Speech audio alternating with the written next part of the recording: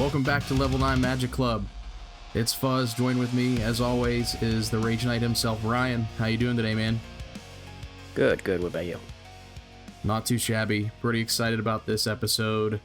Pretty pumped that the first 3 episodes should have already have released by now, about a week ago. So that's pretty exciting. Hopefully we had some people listen to that.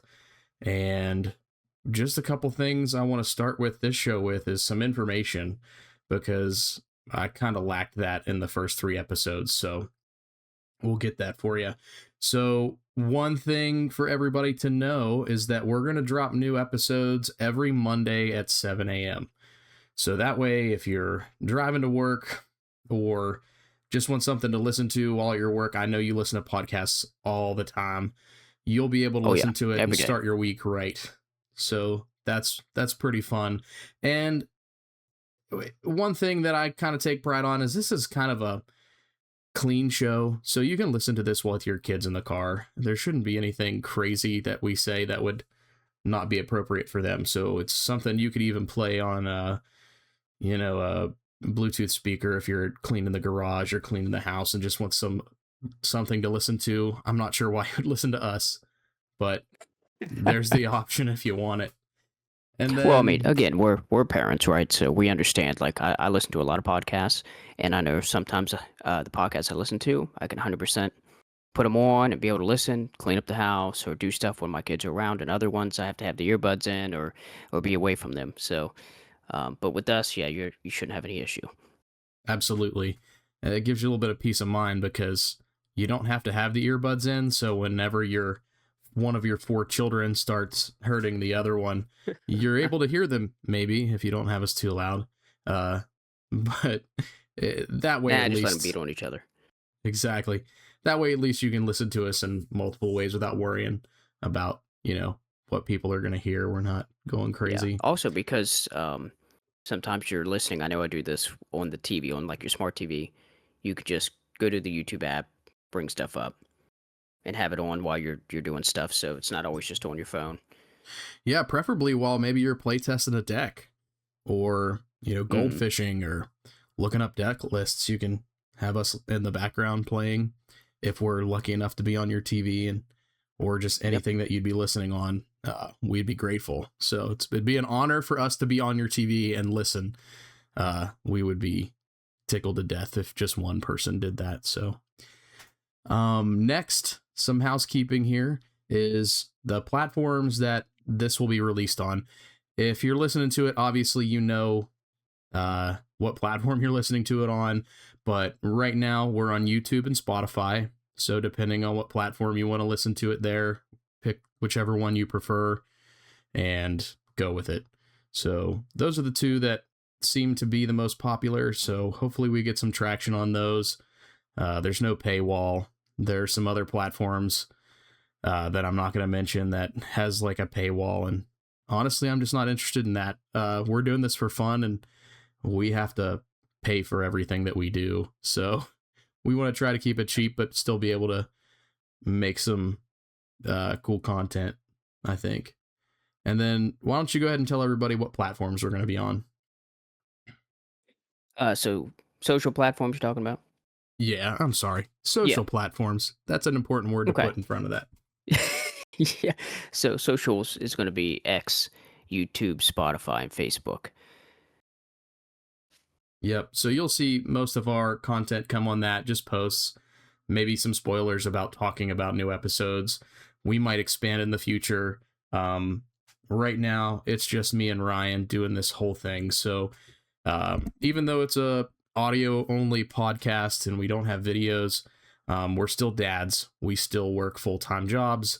We still have full-time responsibilities to our families. We have to make time for this when we can, and it's not easy. It's actually rather difficult. So it's probably not going to be too many platforms until we get more time and maybe some flow down on how we do things and get in a rhythm.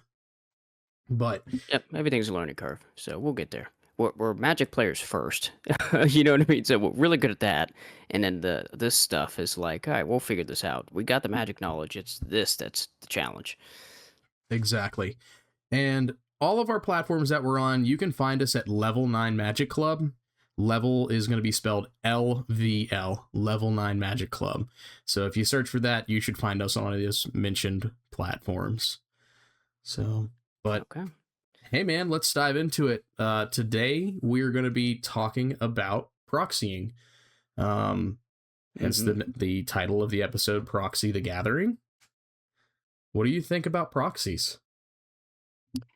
Well, as you know, I am pro proxy. So if anybody uh, listened to the first episode, they know my backstory of being 12 and like staring at cards and wanting somebody to show me how to play this really cool looking game.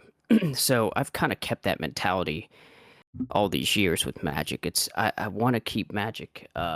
If I had any control of it, obviously, I would love Magic to be as affordable and approachable as possible, so that kids that are my age when I started, when they see the cards, there's not a huge paywall to stop them from getting in the game.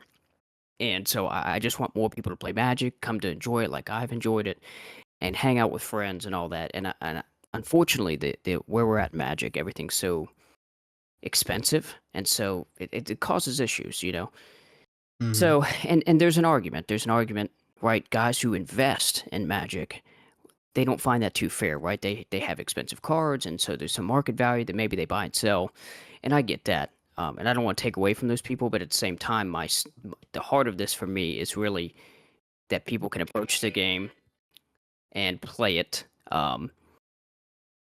as much as possible, that it's just accessible. So, and if it's not, then it's going to be an issue. So I'd rather it be accessible first and investing later, to be honest. Okay, I gotcha. So for me, man, what do I think about proxies? So I remember when it first came up, and I was a hard no. I was like, no. Like I paid a lot of money for this cardboard, and for somebody to just be able to bring in a card they paid $1 for, um, and at the time, this was how many years ago do you think we started seeing proxies or they started showing up in our play group? Hmm.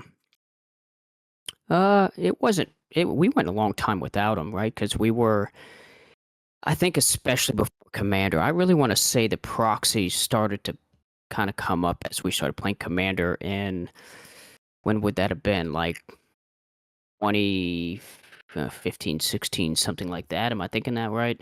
Yeah. Again, Eh, being a dad, dates and times, like it all merges together into one big butt whooping. So, um, Right. And I think you're probably but right. Probably right before COVID, like the years but between 2015 and 2020 sometime. yeah, So for me, when I first started seeing them, the quality wasn't the greatest. So I felt like it not only was it a slap in the face, it was man, hmm the art quality is really not that good. Um so I was not a fan. But once I started kind of understanding at a level and we had more discussion amongst our play group, we kind of set up our own rules. I adopted those rules. I currently like them, and we'll go over this here in a few yeah, moments. definitely, But one kind of thing that I like now with proxies is I can make them at home, and I'm actually the guy that makes them for our play group with a inkjet printer and some sticker paper. It's nothing insane, but the quality of the cards look really nice. yeah, So for me, the it's gotten better. I can do it at home. I can do it at the drop of a hat. I'll just plug this in. There's a YouTube channel for a gentleman. He goes by Cry, and he has, I mean, so many in-depth videos on how to make proxies at home, how to get them to feel shout like real out, cards. Really good process. And there's a Discord as well. He got a lot of this information, I believe, from this Discord because he talks about a gentleman that runs it. His name's Alan. I can probably link the Discord in the show notes for everyone if you wanted to check it out. Super responsive anytime I've ever had questions, and it's really nice. But not to get on a tangent about that. But if you are interested in making your own proxies at home, I would definitely recommend looking at Cry's channel because he does an amazing job of explaining how to make a proxy. He's tested a bunch of different ways to do it. Me personally, I just do a sticker paper sheet, and I have a Cameo plus 5, or maybe just a Cameo plus 4. I can't remember. I don't use it often.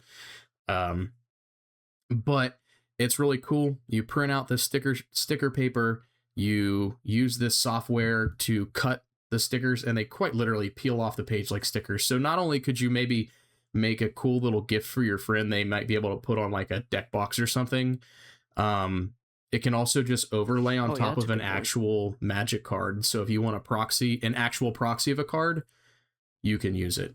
Yeah, So for and me, as we've gone along, I'm become more proxy friendly, and as you and I talk about it more in depth, I'm starting to lean on like, man, I think proxies might be the way to go. So with yeah, all of and that we'll being get into said, the negotiations, right?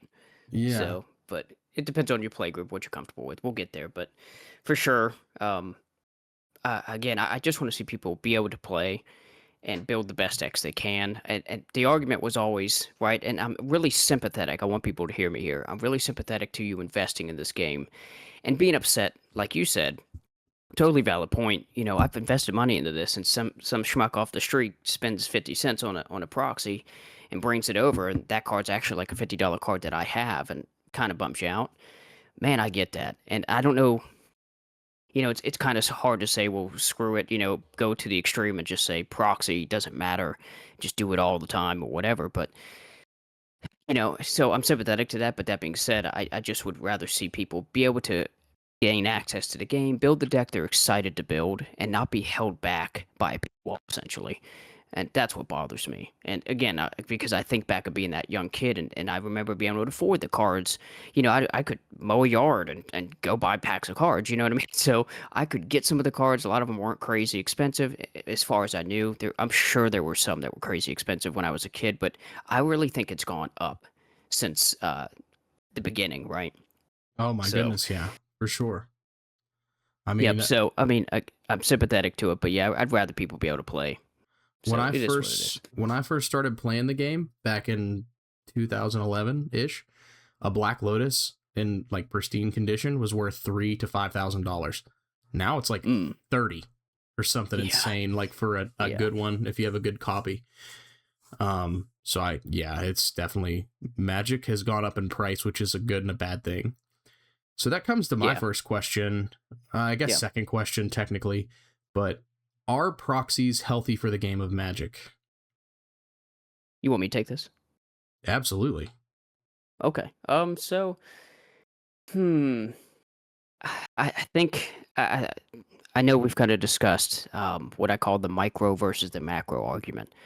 So my argument for the micro is it's really depends on the play group. So with us, we all kind of got together and said, "Hey, proxying is showing up." Right? I was one of the original guys to start proxying because I'm like, I am not spending this buying this $50 card for every deck I wanted in. That's insane.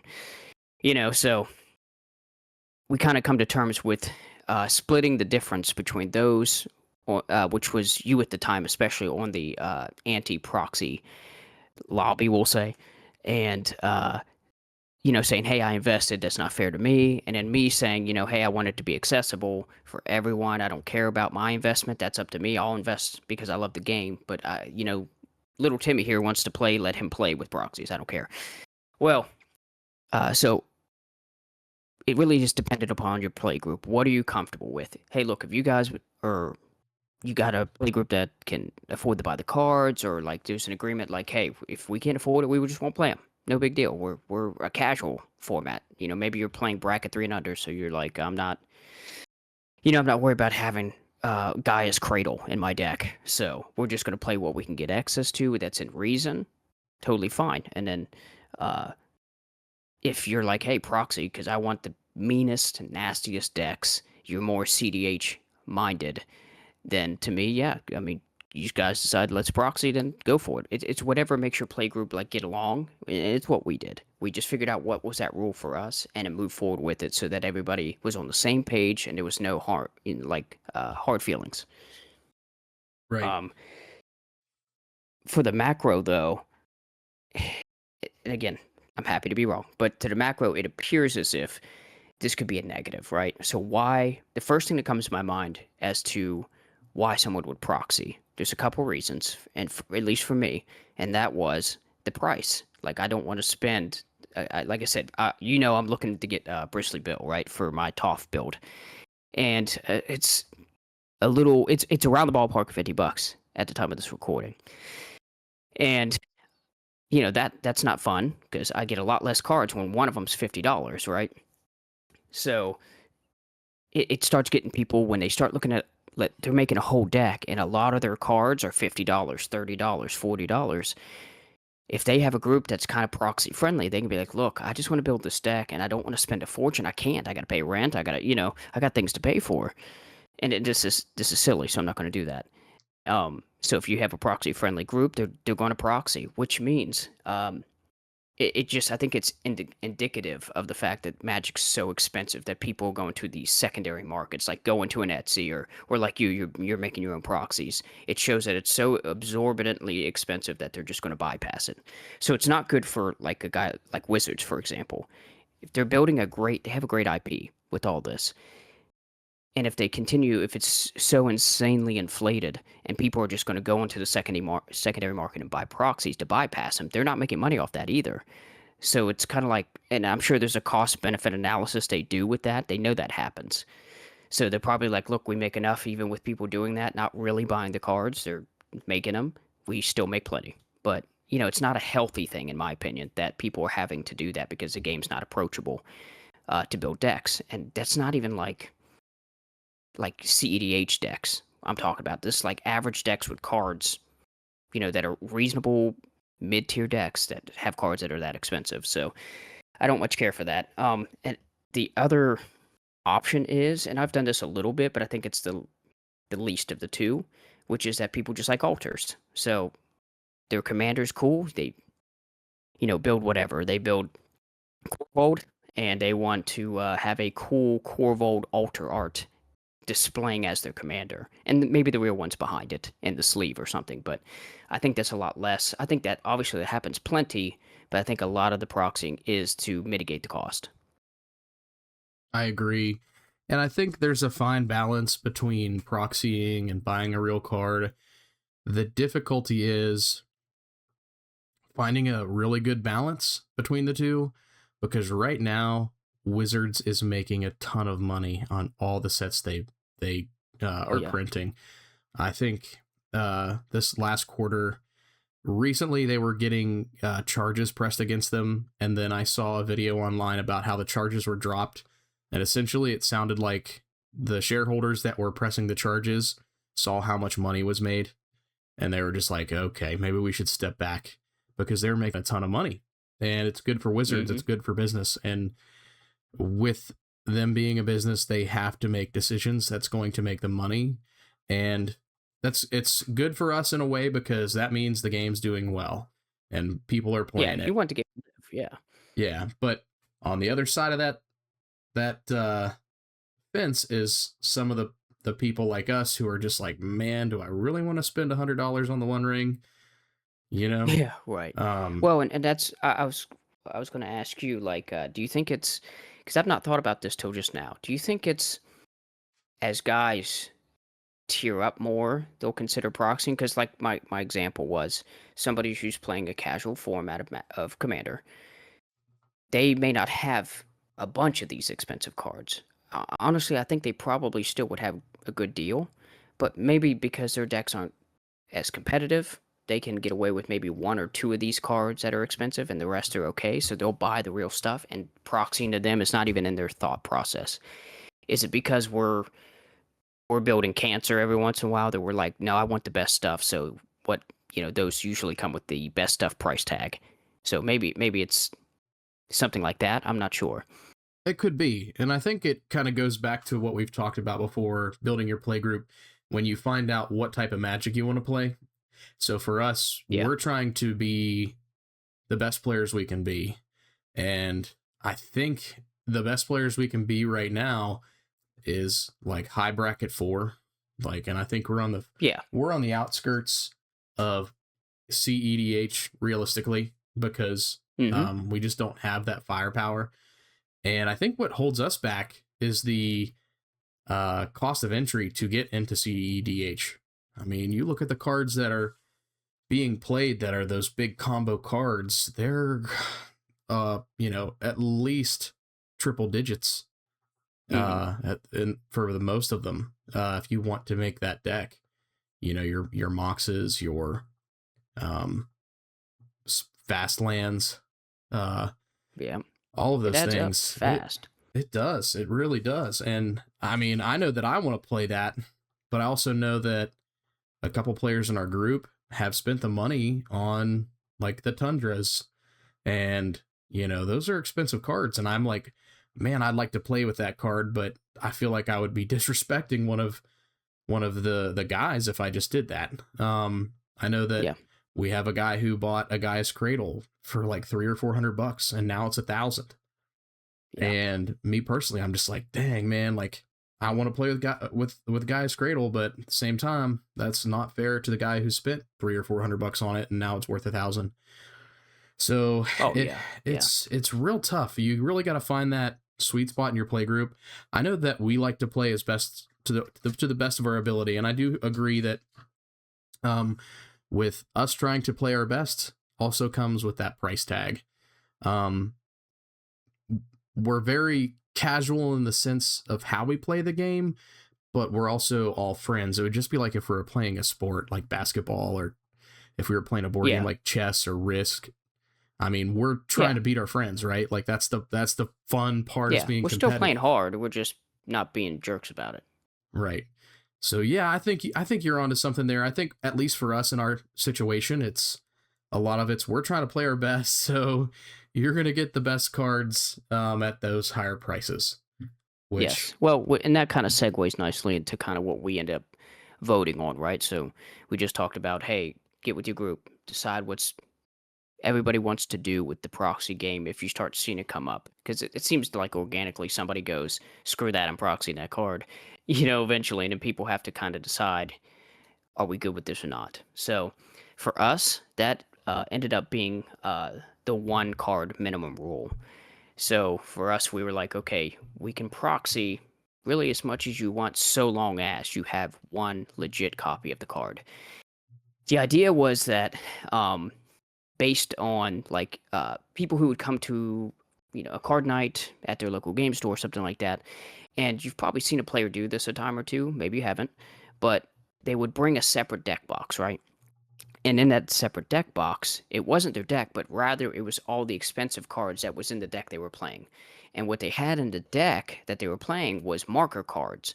So whenever they, you know, pull their hand out and they'd see one of the marked cards, when they played it, then they could open up that secondary deck box, pull the legit card out, was probably in like a hard plastic sleeve, and lay it on the table, showing you, I have a legit copy, but I'm gonna let this marker card take the abuse.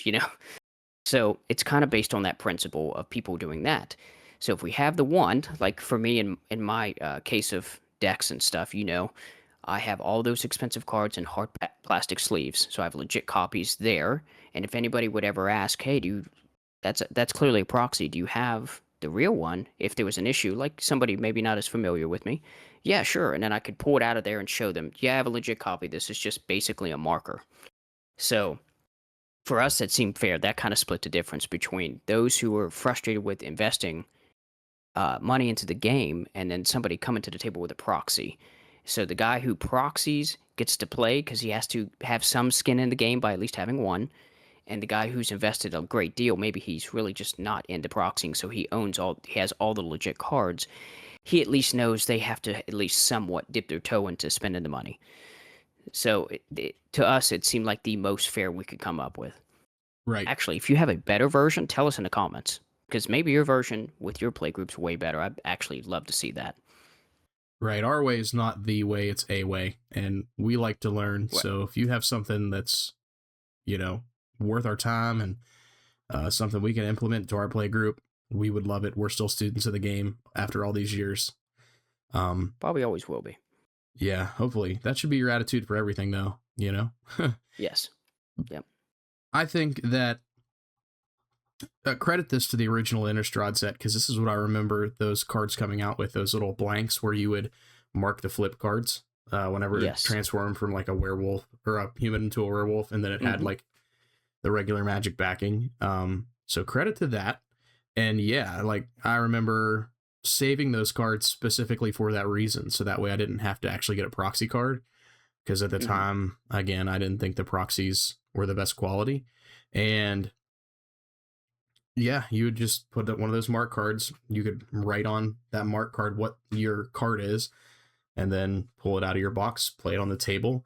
And I think, funny enough, um, one of the agreements was if you were to go to a tournament, you can only play one deck in that tournament. And if you absolutely have to, you just put the non proxies into your deck, because that's the only deck you're playing all night. And again, funnily enough, we've never played in a tournament CDH at all. Yeah. Yeah, that involves people. Yeah, involves people Yeah. outside your play group. You don't know how they're going to act. We have a solid play group too that we're comfortable with, and uh, Oh I yeah, don't. and we're always trying to invite to that play group. It's just that for me personally, like the limited time I get away from my family to play this game, it's to relax. The problem with tournament play, and again, you'll experience, I'm sure, several good games with people who are there to play, but I've also had a lot of bad experiences too, where I'm playing people and they're super jaded or they're not pleasant to be around. You're just there to simulate magic for them. And for me, playing this game anymore is really a social thing. It's something I look forward to. I think you've was it the last episode we talked about like creating events for your play group, keeping them invested and interested in the game, and all that. That's a to put that effort in to make your group awesome and fun. That it maximizes the times you have a good experience, and that's for me personally what I'm trying to do when I'm playing Commander now is go have fun card nights and not have a guy like your deck like pops off and then he like gets up, kicks the table, and storms off. Like I'm just not up for that. So Yeah, for me, tournament play is going to be very limited. I'd have to be especially enticed, I think. So, yeah. And then so once we did that, uh, kind of one card minimum rule, like you own one copy of it, you get a proxy that as much as you want, because a proxy is, the definition is just a representation of something, like the original, for example.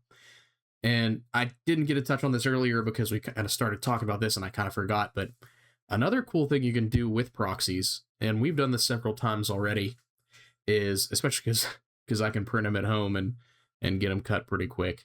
Um, hmm if you got a guy who makes a deck that he really likes or makes a new deck and he's like, man, I'm really loving this, you can find some really cool artwork online and make a proxy for him of that card. Especially if it's like a birthday, you can get him a nice card, write good something in it, point. make fun of him if you want to, whatever you want to do, doesn't matter to me. And then we put a little care package of proxies in there of cards we know that guys really like to play. Um, Yep. and that makes it a little bit more exciting. And I don't think I've gifted a card to somebody and them not have a huge smile on their face, like, dude, this is really cool. I've never, seen a demonic tutor look like this. Or our friend hmm Dan, who had a really cool Nea deck, Balin the Haymaker. He's this cool little rabbit. Like, there's nothing wrong with his artwork, but I think when we were looking him up, I found this giant muscle rabbit with a huge hammer, and I thought he looked so cool. And so it kind of gets yourself excited. You get to do something nice for someone, especially if it's somebody in your play group like a friend. And it's all, and heck, you can even make a prize support too if you want. They are not really worth anything, Oh but you could yes. say, hey, if you knock somebody out of the pod tonight, you get to pick a proxy card. Doesn't matter what it is. You can do a lot with it. So proxies do Yeah. have their place. Yes. Yeah. Sorry, I get excited you brought that up. That's a awesome point. Is like you'll make tokens for guys and stuff like that, which is so cool because when you hold events and you have prize support and all that stuff, you can add custom tokens to the prize support pool that maybe you only print for that event. Uh, this draft. event we got coming up here soon. It like we could make custom tokens for that event that we don't ever print again. That's special. You know what I mean? So it makes it cool. Yeah. Very good point. And there's a game type we play. Sometimes if you get that fifth wheel during a game night, it's called, we call it Secret Teammate. You might play a variant of it that's similar and you call it something else, but we've always called it Secret Teammate. But there's been so many times when we play Secret Teammate and we have to find cards for it. And if I just made some cool custom proxy cards and just gave them to everybody who would host, then everybody would have them. You wouldn't have to look for them. And essentially, to kind of explain what it is with Secret Teammate, you have two cards of the same color. It can be any kind of non-land card, and then you have a land card to match it. So you can do a red spell and a red land, and then you could do a green spell and a green land, and an artifact. So you have 5 cards total. You put them in like a sleeve. You shuffle them all together. They have to be the same sleeve, obviously. You don't want people to know what they are.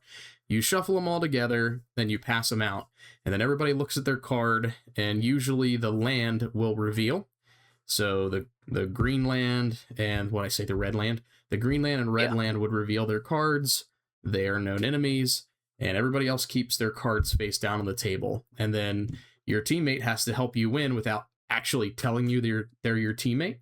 And the artifact card, the 5th card, he is the wild card. He's gonna try to make somebody think that they're his teammate, so he can win the whole game and kind of usurp the entire table, which is, it's pretty fun. And then if you get really tricky with it, you can attack if you're the secret teammate, you can attack the guy who you know is your partner, and just throw everybody off of the table. It's really fun. It's a fun game type. But yeah, you can do, if you have cool games like that, you can make custom tokens with proxies. That's what I'm getting at, long story short. But that's kind of the story of Secret Teammate and how to make those proxies. Yep. So that being said, one thing that I'm kind of interested in, and we've discussed this before, but not in great detail because we kind of wanted to save it for this episode. We knew we were going to be talking about proxies, is the CEDH tournaments and proxying. So we already touched on this, how expensive it is to play CEDH and kind of the buy-in you have to the payout basically to get the cards. Right. It's behind a paywall, essentially. Yeah, exactly. So tell me more about this. We've talked about it a little bit. Tell me more. Tell everybody listening more. What do you know, and how could this help CEDH?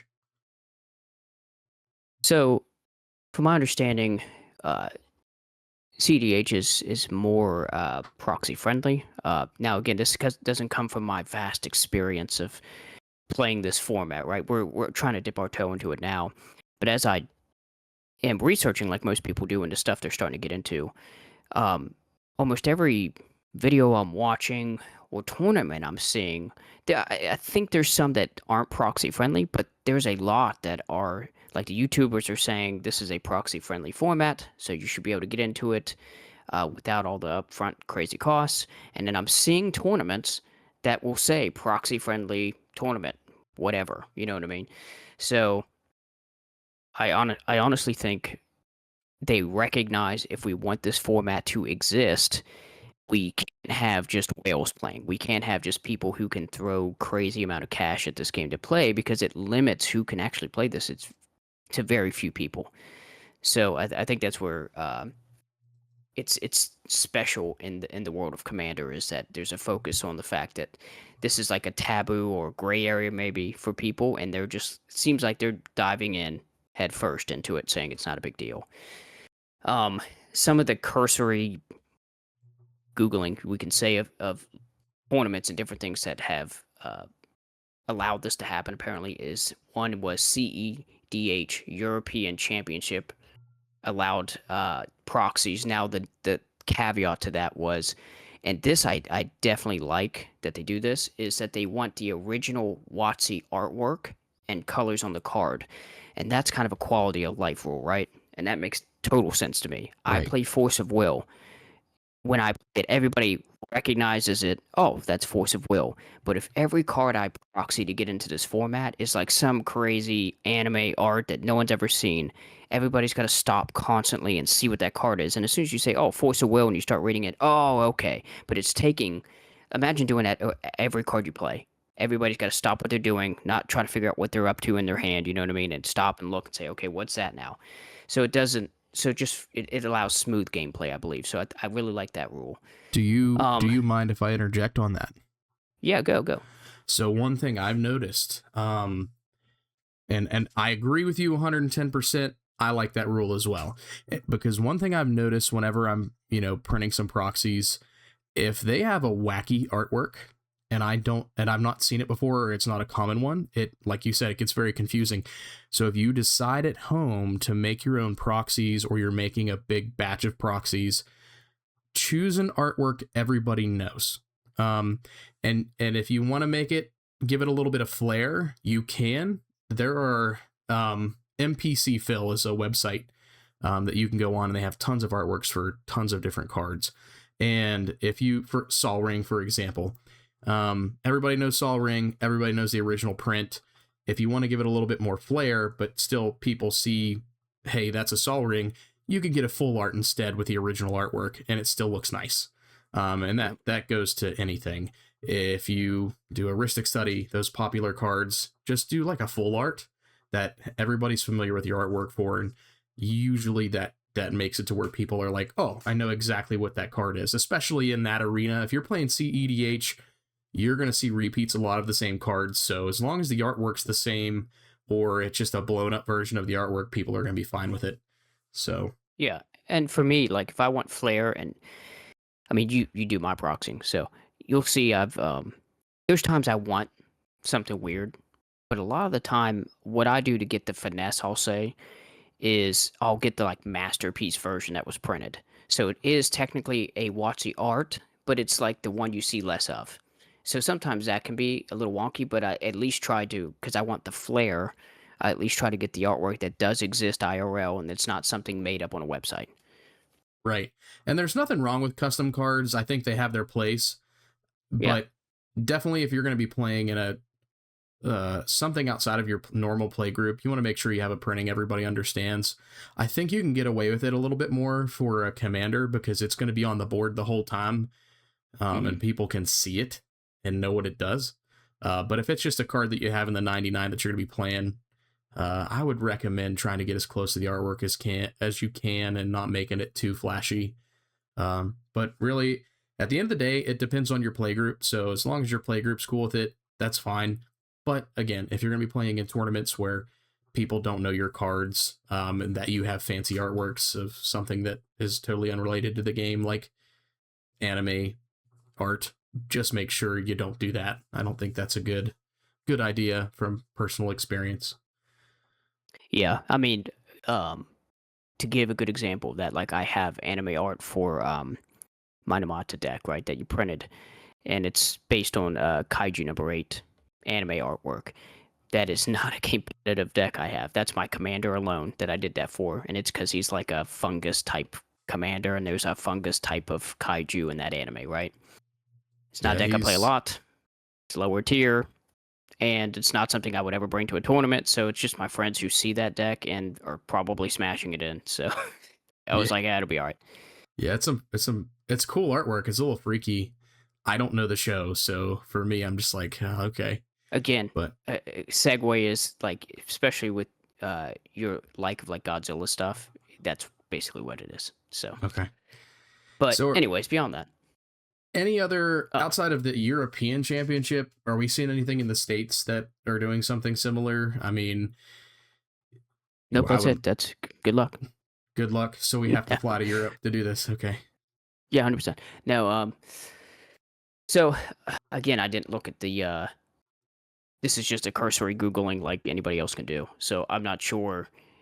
I could say no. Some of these are in the U.S., but then I read them off, and it's like actually that's like in Germany, and that's a never mind. All I can say is that there's a few more tournaments I've seen on there that allow it. So do your own research. I'll name them for you, find out. But it sounds like it's pretty dang common everywhere. So I don't think there's anything to worry about there. Um, but some of the other ones, Lucky Top Deck tournaments, I think they kind of share the same WotC art rule. That's probably pretty common, I'm guessing. And Top Deck GG and EDH Top 16 allow proxies as well when they do tournaments and stuff. And so at least, at least there's an option to play these. And again, it sounds like it's a healthy environment for proxies, so people are going to be very agreeable to it, which is great. Again, I don't want people held back by the cost of everything. If you want to play the most insane deck possible, and that just means you proxy stuff, and you get good proxies like we just talked about, it's very recognizable art, and that gets you in the game, I'm happy for you. That's what I want. I want people to bring their best stuff to the table and see it go insane. I agree. I think that would be cool. And it kind of takes that paywall away. So to kind of explain this, how do I want to put this? So our play group, so we've talked about this, you and I. But again, our play group's a bunch of dads for the most part. And it's kind of hard for all of us to get together sometimes. So like our OG play group, we've not played maybe a month together. I call this play group the Five Families. So Yeah. the Five Families, these are the original guys that have been playing a long time, that are always the core group.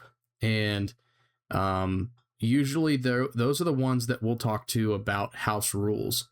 We've not talked to them about this yet, but one thing that I think I want to bring up to the Five Families is, hey, what do you guys think about proxying some of the fast lands like your tundras, others, things of that nature, that because I'm not sure that anybody really has those outside of you. Maybe Matt has one, I think.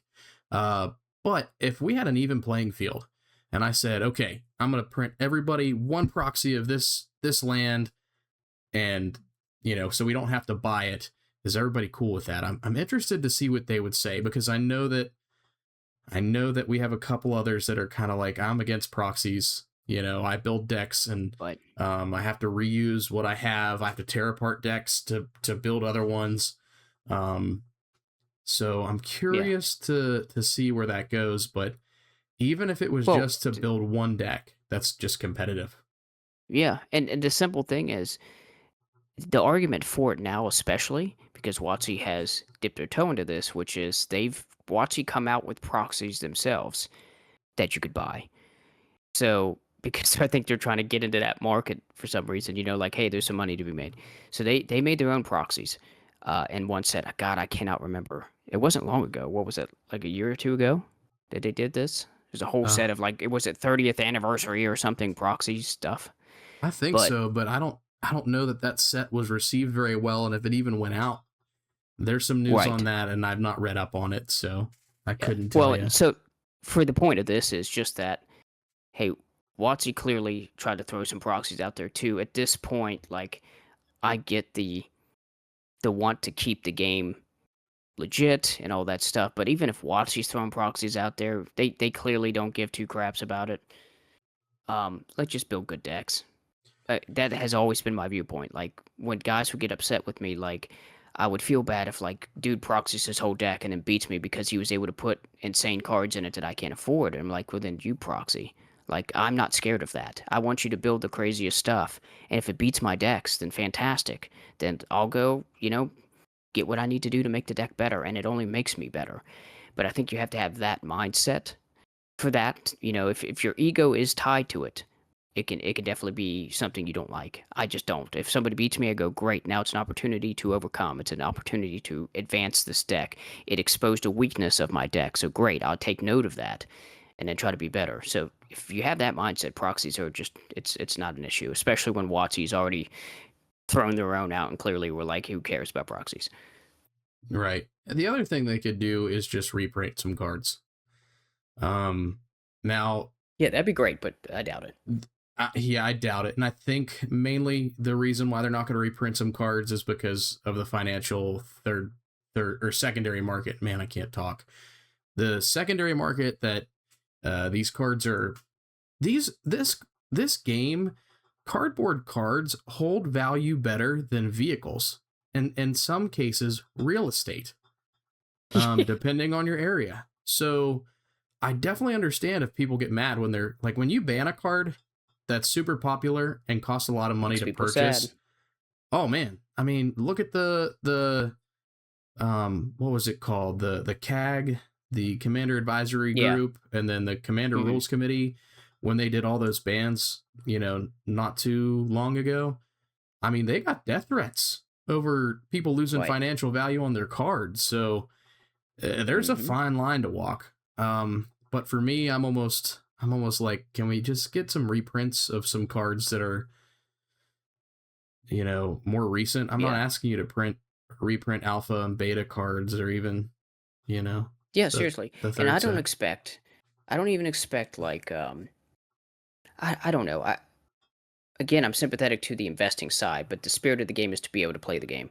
So if they just reprinted cards that are too stupid expensive so that people could at least play them. I don't say they have to be pennies, but like if they were like what's a good example of like a card that like Force of Negation, I think when I bought it, what was it? It was I think I got it cuz it dipped to like $70 and I finally was like saving up to buy it.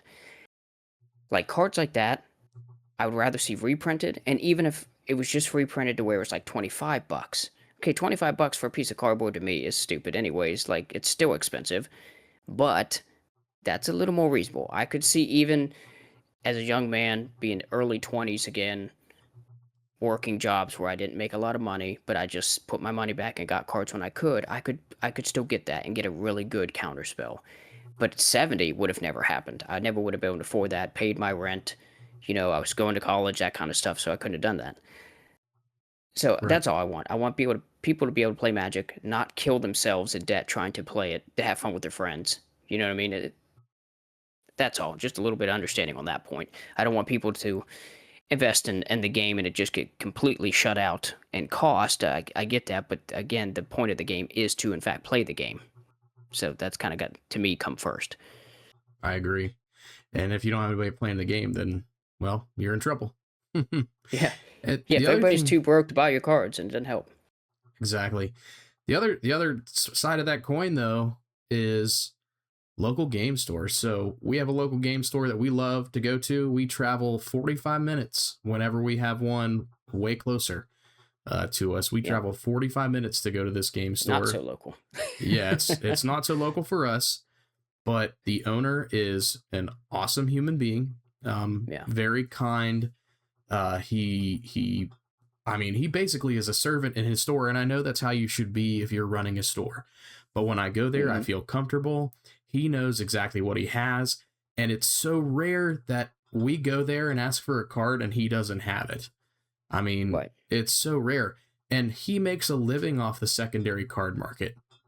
So, Hmm. I mean, he's selling, he's part of the Wizards Play Network where he gets, the distributors to send him the cards, obviously, and he sells sealed products. He's kicking off drafts. I mean, there's always somebody in there when we go. Like they're playing some Magic drafts, Commander, sealed, standard. There's always some people in there playing, which is really cool. And it's a lot of familiar faces over the last decade that we've been going, which is cool. So that means, he's doing a good job of keeping people coming back. For me, Yeah. I know we go back every single time because if there's a card we want, we know he's going to have it 9 times out of Hmm. 10. And that's such a good thing to have uh, access to, is you just getting the cards physically rather than have to wait on them. This is another part of kind of going back to building your play group. If you can take a trip to a local gaming store and the gaming store is going to have just about every card you want, it's easy for guys to build decks. Man, there's so much value in that. But along with that, it also comes the price, right?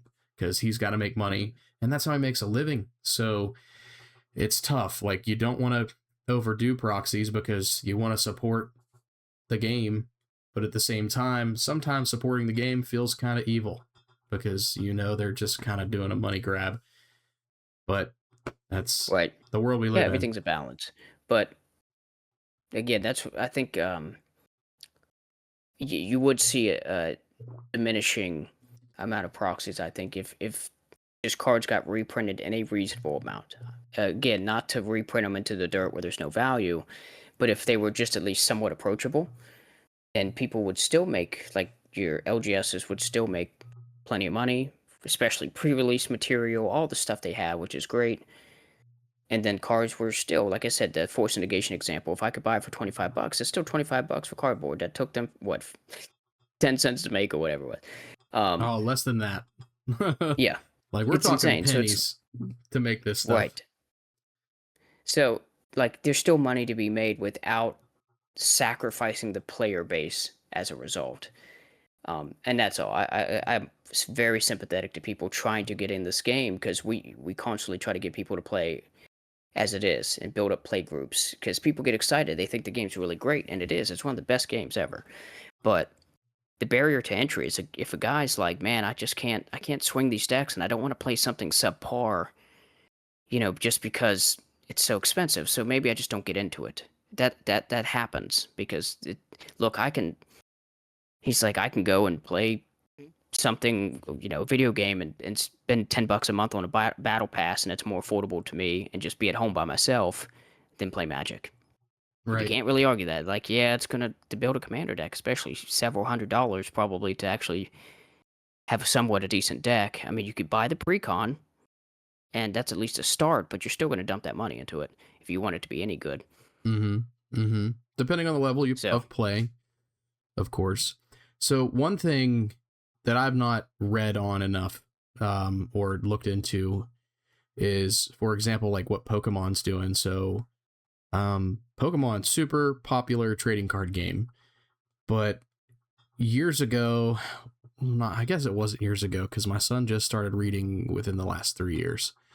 I started looking up, and he has an interest in Pokemon cards. I started looking up, some cards. I was like, maybe I can build him a deck. What does it look like? How much does it cost to get into this game? And I think at the time, and this was at the time, because I know there's like a bunch of scalpers now and ruin everybody's day for Pokemon. It's silly to me. yeah, Um, unfortunately. but at the time, it was like for the best deck that just won like a world tournament or something crazy, I think it was less than $50 to buy all the Right. cards, everything you needed, Fantastic. which is amazing. But Yep. Pokemon, I think, does this really cool thing where they still have chase cards where they have this crazy awesome art. So you could still get really valuable cards with different artwork, but still have an entryway into the game to play and be competitive. And I think they do a Yeah. good job of balancing that. I think Magic has been trying to do something like that because if you look at some of the rares and the mythics in most sets, they have like crazy artwork. Like if you look at the Avatar set, there was a couple of like Aang, Katara, and Toph, and I think Sokka. They had all these like a full art print. I don't think they had any words on the cards other than like mana value, hmm power, and toughness, and like their cool artwork. And I think those were going for like $5,000 or something crazy. So maybe not that much, but it was in the thousands. So you can, I think that's a good way to do it. If Wizards wants to do it, you still appease your collectors by putting cards out there that have some sort of value, and serialized cards are also a good way to do it. But then you have the regular dinky printing that's just like your normal card that doesn't have to be worth more than $5 or $10, depending on how good it is. Right. Good point. But with Magic, everything's supply and demand, and whenever you start buying more cards, or just the community in general is buying a bunch of the same card because it's a good card, obviously that does jump the card in price. And Right. these TCG players, Card Kingdom, Star City Games, they're going to take advantage of that. They sell out their Sure. pre-orders. Their After business. they sell out 10 of those things or 20 of those things, the price goes up $5. And when they sell Yeah. out their next wave, the price goes up $5. At least that's Yep. how they used to do it. I don't know if they do that now because I don't pay enough attention to it. But back in the day, whenever I was playing standard all the time and sets rotated out every 2 years, you had to keep an eye on it. But But I well, and think that's a again, way. it's yeah, and I think for now though, because there's no foreseeable future where they're going to reprint to me a lot of these cards that are already expensive because they're going to get the money for them as much as they can. Then yeah, then proxy, and again, work with your play group, proxy what you can and what you guys think is fair, so that you can still play the game. And if Wizards is making money and still building content, and you can proxy and bypass the crazy stuff so you can still play, I mean everybody wins, I guess. So it's an option. Yeah, and definitely tell us what you guys think. We're obviously a very brand new channel, so I can't imagine we're gonna get too many comments off the board, if ever. I mean, that's fine if that's what happens, but we're gonna be reading comments if you're listening. So if you have some input on that, we'd love to hear it, and maybe we'll talk about it in the future. Yeah, definitely. So, but that I think pretty much finishes up everything that I can think of about proxies. Is there anything you wanted to add? No, I don't think so. Just yeah, hopefully you can proxy. Hopefully your play groups down with at least some measure of it, so you guys can play wild stuff and have fun with it, man. That's what it's all about. It's just to get together, have fun, play the game. And if you can proxy to do that, to play some wild stuff and everybody has fun, then that's awesome. That's all I want. Yep, get some fellowship in there. Yep, So, that's it. well, that All right. pretty much does it for this episode. I do want to say, next episode should be pretty good. We plan to have a special guest on. Hopefully we do, as long as everything lines up. Again, both of us are dads. We have families. It's hard to line up schedules with everybody, but I'm pretty excited for the potential of next episode. It should be it should be very interesting, to say the least, if we can get our special guest on. Yeah, so hopefully we can look forward to that. And the next time you hear us, we'll have a third voice on here and talk more about the game we love to play. So Sounds good. all right, well, let's wrap this thing up, man. It was great talking to you. Yep. Hopefully everybody enjoyed listening to us, and we'll see you next time. Goodbye forever. Yeah. Good night.